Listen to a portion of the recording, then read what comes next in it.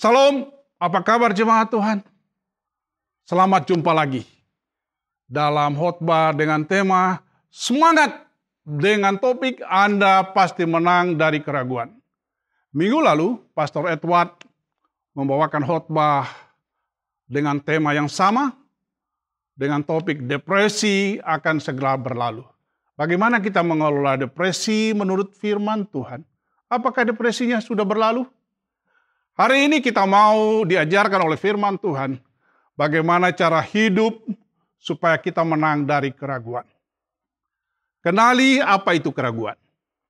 Apa akibatnya kalau kita sering mengalami keraguan.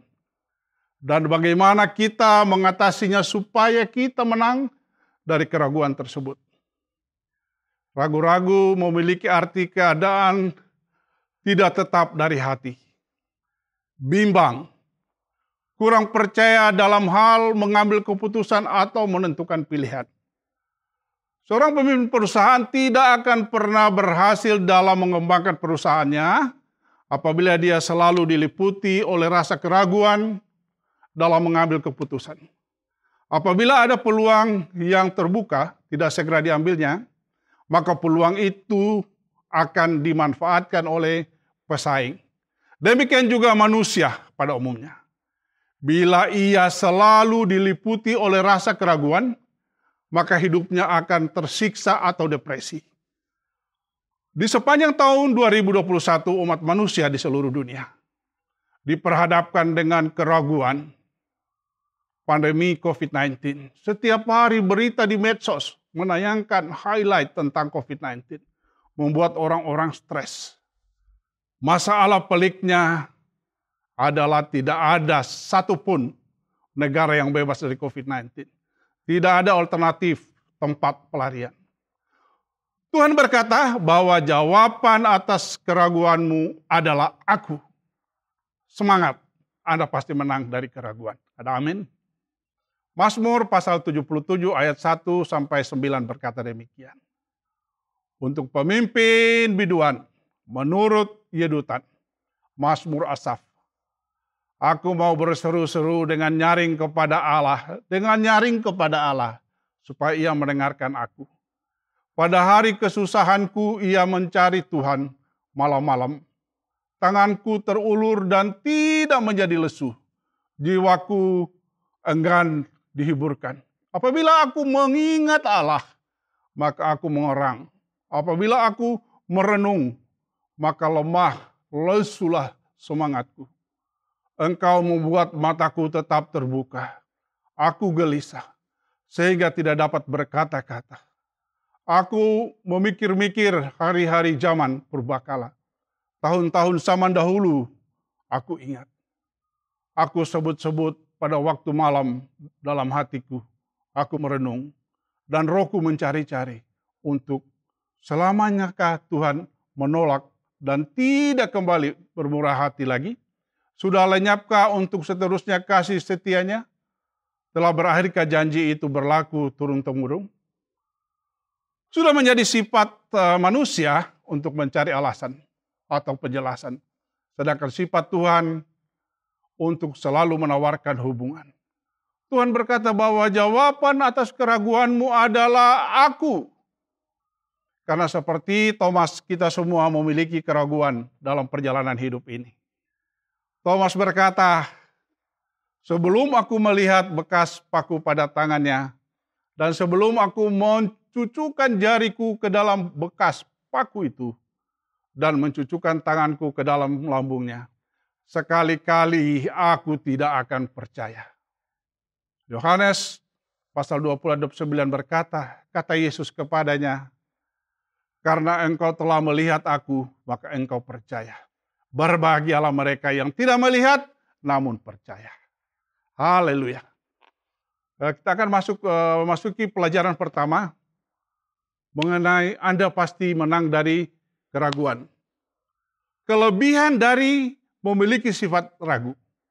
Pertama, keraguan menggerakkan Anda untuk mencari Tuhan. Asaf lebih cenderung untuk melihat ke atas dan mencari pertolongan dan mencari hadirat Tuhan. Asaf berseru kepada Tuhan, Asaf menangis keras dan Tuhan mendengar dia. Asaf memiliki keraguan besar. Dia memiliki pertanyaan yang mengguncang jiwa. Namun reaksi pertamanya adalah pergi kepada Tuhan dengan pertanyaannya. Yang kedua, keraguan memaksa Anda untuk bergumul dengan pertanyaan-pertanyaan sulit di hidupmu. Ketika hidup kita semuanya baik-baik saja dan hidup ini mudah dan semuanya nyaman, kita cenderung hidup di tingkat permukaan. Tetapi ketika dunia kita berbalik, di mana kita kehilangan pekerjaan, atau dokter berkata, ini kanker. Tiba-tiba saudara akan bergerak melampaui permukaan. Selanjutnya akan timbul pertanyaan seperti, mengapa saya? Why me? Apa yang saya dapat lakukan untuk mengatasi hal ini? Di mana Tuhan di saat ini? Apa rencanamu mengizinkan saya melalui pengalaman menyakitkan ini? Itu semua adalah pertanyaan-pertanyaan. Kita akan pasti lebih akrab lagi dengan Tuhan. Yang ketiga, keraguan membuat iman saudara semakin dalam. Keraguan ditambah penyerahan, ditambah percaya, hasil akhirnya iman menjadi kuat.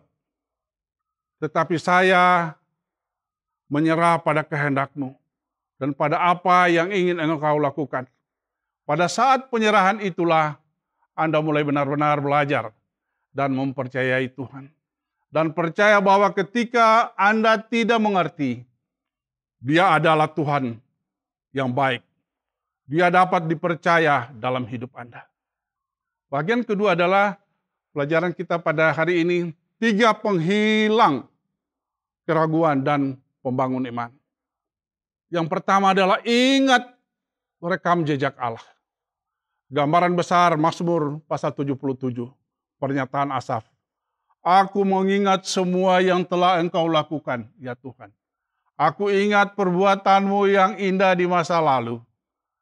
Dalam perikop ini Asaf berkata, ketika aku memikirkan perbuatan-Mu yang ajaib, aku terus-menerus memikirkannya.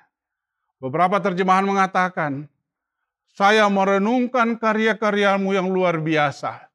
Saya merenungkannya karena itu benar. Dalam kisah-kisah Alkitab dapat diverifikasi secara historis. Rekam jejak mujizat yang Tuhan lakukan. Jika Tuhan mampu mengambil 2 juta orang keluar dari perbudakan Firaun di Mesir dan membebaskan mereka. Dan jika Tuhan mampu membelah perairan Laut Merah, sebuah keajaiban yang nyata. Dan jika Tuhan dengan kekuatannya mampu merobohkan tembok di sekitar seluruh kota Yeriko. Dan jika Tuhan dapat mengambil Sadrak, Mesak, dan Abednego dan membebaskan mereka dari tungku api, sepenuhnya tanpa cedera.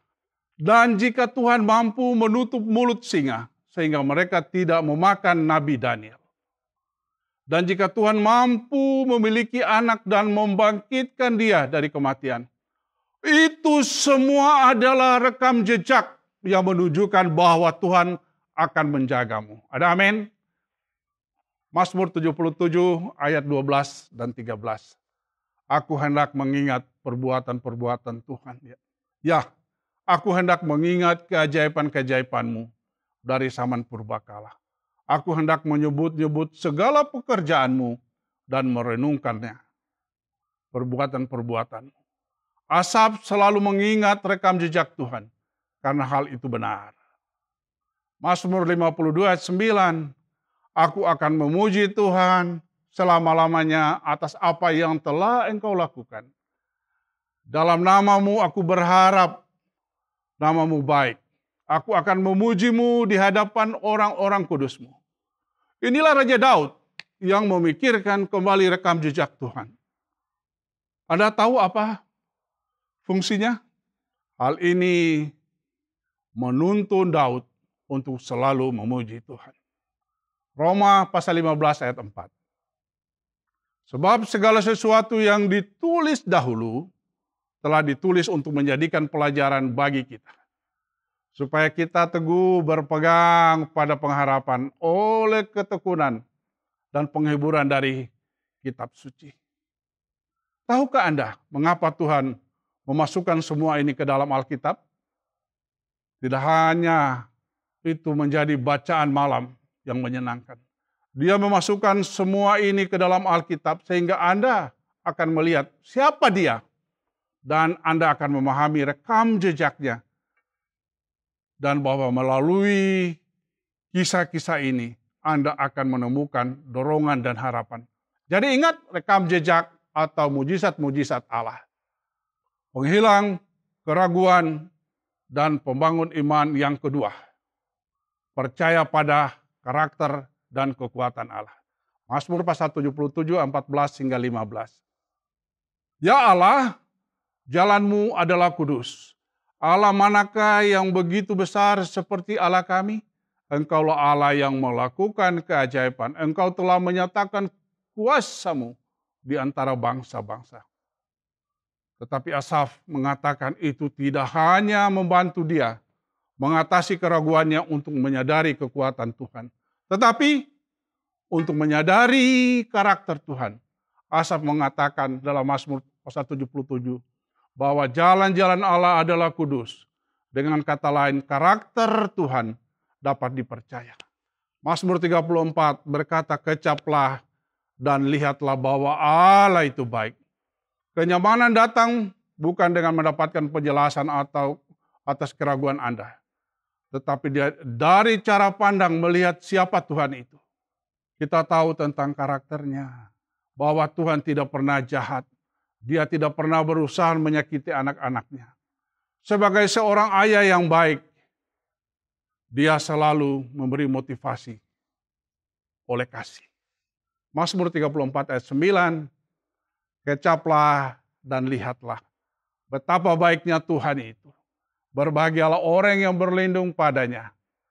Meskipun tangannya tidak dapat dijangkau, tetapi hatinya tetap dapat dipercaya. Ada amin? Ibrani pasal 6 ayat 18 dan 19. Supaya oleh dua kenyataan yang tidak berubah-ubah tentang mana Allah tidak mungkin berdusta. Kita yang mencari perlindungan beroleh dorongan yang kuat untuk menjangkau pengharapan yang terletak di depan kita. Pengharapan itu adalah sau yang kuat dan aman bagi jiwa kita. Yang telah dilabuhkan sampai ke belakang tabir. Tuhan tidak bisa berbohong, sehingga janji dan sumpahnya adalah dua hal yang tidak bisa dirubah. Sekarang janjinya sangat mendorong kita untuk memegang harapan yang dapat di masa depan kita. Harapan itu seperti sau yang kokoh dan mantap bagi jiwa kita. Karakter Tuhan menjadi jangkar bagi jiwa Anda. Jadi ketika hidupmu dalam kebingungan dan keraguan, datanglah kepada Tuhan. Tuhan dapat dipercaya. Jadi Asaf berkata, saya punya pertanyaan, saya ragu. Tetapi ketika saya memikirkan rekam jejak Tuhan, dan saya terhibur. Saya berpikir tentang kuasa dan karakternya, dan saya terhibur. Haleluya. Penghilang keraguan dan membangun iman yang ketiga, rayakan masa depan. Mazmur 77 ayat 16. Dengan lenganmu engkau telah menebus umatmu, Bani Yakub dan Bani Yusuf. Asaf berkata, engkau telah menebus umatmu dengan kekuatanmu. Garis bawahi kata menebus. Ini berarti dibeli kembali. Kristus telah menebus Anda dan masa depanmu adalah hidup yang kekal. Titus 2 ayat 13 berkata, dengan menantikan penggenapan pengharapan kita yang penuh bahagia dan menyatakan kemuliaan Allah yang maha besar dan juru selamat kita Yesus Kristus. Kita dipenuhi dengan harapan saat kita menunggu kedatangan kembali juru selamat kita yang agung, Yesus Kristus. Kita tahu bagaimana akhirnya Yesus datang kembali dan dia kembali dengan kemenangan. Jadi bahkan dalam kehidupan ini yang di sepanjang jalannya mungkin ditempa dengan kebingungan dan keraguan. Serta pertanyaan, tujuannya benar-benar jelas. Sebenarnya lihat janji besar ini. 1 Korintus 2, tidak ada mata yang pernah melihat. Tidak ada telinga yang pernah mendengar. Tidak ada pikiran yang membayangkan apa yang telah Tuhan siapkan bagi mereka yang mengasihi Dia. Kita mengetahui hal-hal ini karena Allah telah menyatakan kepada kita melalui firman-Nya. 1 Korintus 2 ayat 9. Tetapi seperti ada tertulis, apa yang tidak pernah dilihat oleh mata, dan tidak pernah didengar oleh telinga, dan yang tidak pernah timbul di dalam hati manusia, semua yang disediakan Allah untuk mereka yang mengasihi Dia. Haleluya. 3 penghilang keraguan dan pembangun iman kita. Pertama, ingat rekam jejak atau mujizat Allah. Yang kedua, percaya pada karakter dan kekuatan Allah. Yang ketiga, rayakan masa depanmu. Selanjutnya, akibat jika kita selalu hidup bimbang dan ragu. Pertama, tidak banyak mujizat yang Tuhan adakan. Matius 13 ayat 58 berkata, dan karena ketidakpercayaan mereka, tidak banyak mujizat diadakannya di situ. Kisah ini terjadi di kampung halaman Yesus di Nazaret. Yang kedua, tidak berkenan kepada Allah. Ibrani 11 ayat 6, tetapi tanpa iman tidak mungkin orang berkenan kepada Allah. Sebab barang siapa berpaling kepada Allah, ia harus percaya bahwa Allah ada dan bahwa Allah memberi upah kepada orang yang sungguh-sungguh mencari Dia. Yang ketiga, hidup dalam kebimbangan, tidak menerima apa-apa dari Tuhan. Yakobus 1 ayat 7. Orang yang demikian janganlah mengira bahwa ia akan menerima sesuatu dari Tuhan. Haleluya. Kesimpulannya, keraguan akan meracuni hidup kita. Bagian terakhir, what next? Apa yang harus kita lakukan? Pertama, hidup jangan selalu diliputi keraguan. Manusia pada umumnya bila ia selalu diliputi oleh keraguan, maka hidupnya akan tersiksa atau stres. Yakobus 1 ayat 6 hingga 8 berkata demikian. Orang yang bimbang sama dengan gelombang laut yang diombang-ambingkan, kian kemari oleh angin. Orang yang demikian janganlah mengira bahwa dia akan menerima sesuatu dari Tuhan. Sebab orang yang mendua hati tidak akan tenang dalam hidupnya. Bimbang atau ragu, hasil akhirnya tidak menerima sesuatu atau nol besar. Hiduplah memiliki iman yang teguh. Orang yang selalu ragu menandakan imannya rapuh. Ketika Petrus mulai tenggelam, dia berteriak minta tolong kepada Tuhan. Matius pasal 14 ayat 31. Segera Tuhan mengulurkan tangannya, memegang dia dan berkata, hai orang yang kurang percaya, mengapa engkau bimbang? Ayat di atas menunjukkan bahwa Petrus akan celaka karena imannya runtuh. Kita harus hidup berdasarkan iman yang teguh. Karena iman memberi kekuatan kepada kita untuk terus maju. Ada amin?